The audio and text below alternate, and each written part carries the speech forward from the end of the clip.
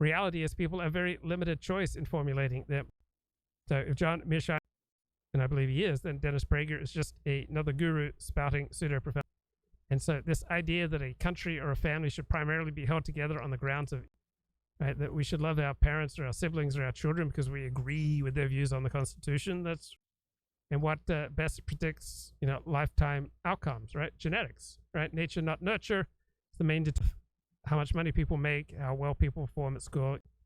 Dennis says, I don't know what I've learned morally that I didn't know in 5th grade. I can't think of a single moral insight. So he hasn't learned anything morally since 5th grade.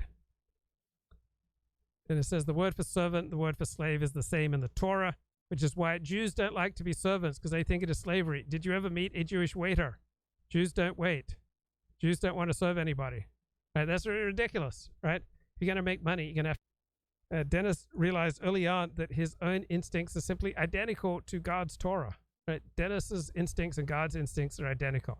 And it blew my mind, says Dennis. My natural mode of thinking was the Torah's mode of thinking. Right? His way of thinking was the same as the Torah's. Right? That's his man. Can you imagine what that to realize that you and God are on the same wavelength? That your thinking and God's thinking mesh? I don't remember when, but it was early on. I said to myself, Wow. Your instincts are identical to the Torah's. And it blew my mind. And remember, God wrote the Torah.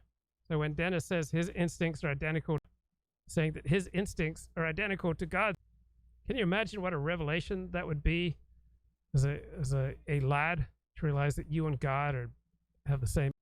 My natural motive was the Torah's mode of thinking. Wow. And that's why I feel such a moral obligation to get. Thank you, Dennis. Because if you take those 5 books, you will think morally clearly. You will think clearly about everything. And you'll be so much happier. Yeah, well, you could testify. Oh to my that. God. I mean, society will run better. Your life will run better. Personally, you will feel enriched and fulfilled and happier. I really think, and I know it sounds sort of like I'm hyperbolizing to say it, I think it's the answer to everything. Everything. Oh, I know it's the answer to everything. That's why it's frustrating Everything. that it isn't out there more. I know. As much as it's out there, my biggest is it's not out there more. He's talking about his own Torah teachings, because his instincts are identical with the Torah's. Like his instincts then are identical with the author of the Torah, who is God. Dennis Prager's perspective.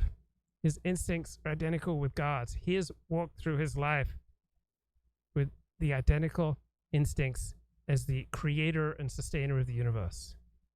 This is the answer, or even unhappy. I said this, I know I said the first part on our podcast, but I said this second part in the PragerU video I just filmed, and I think it's worth mentioning. You know that I think it's incredibly creepy that people my age fight against things that most of them have never seen before. Racism, climate change. Oppression, what are their... Can you imagine what it's like to be alive? The master of the universe, have the same instincts as the Torah. Homophobia, transphobia. But on the flip side of that, the things that they disparage, they have never. So sad that don't get to tap in Dennis Prager's mode of thinking, which is identical with God's mode of thinking. This is the answer to every Dennis Prager.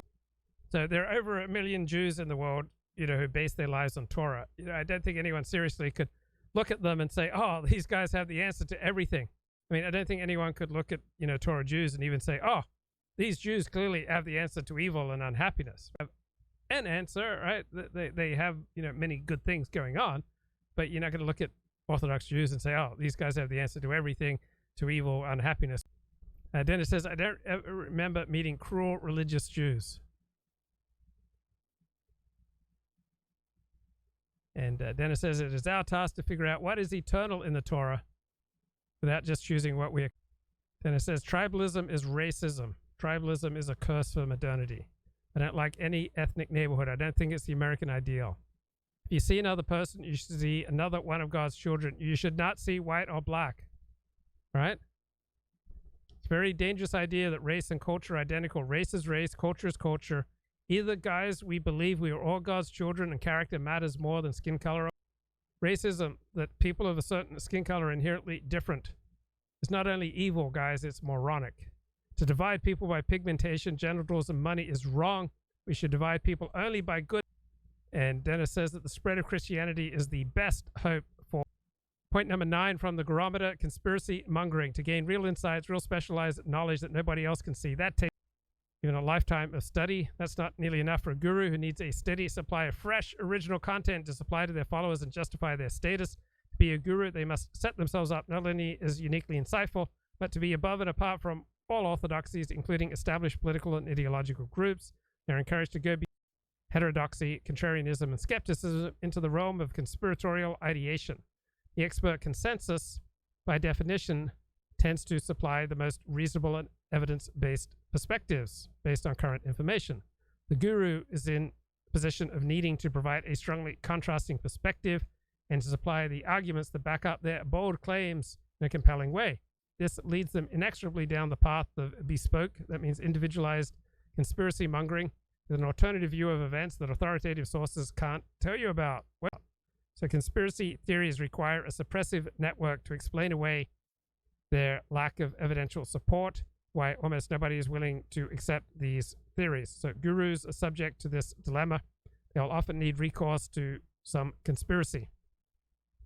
With their conspiracy theories, their reasoning will become intricate but subject to massive, and they will tend to disregard simpler or more conventional alternative explanations. I'd give Prager a 3 out of there. Let's get some John J. Your policy, of course, included NATO expansion, EU expansion, and turning Ukraine into a pro-Western liberal democracy. Those 3 policies packaged together were all designed, again, to make Ukraine a Western bulwark on Russia's borders.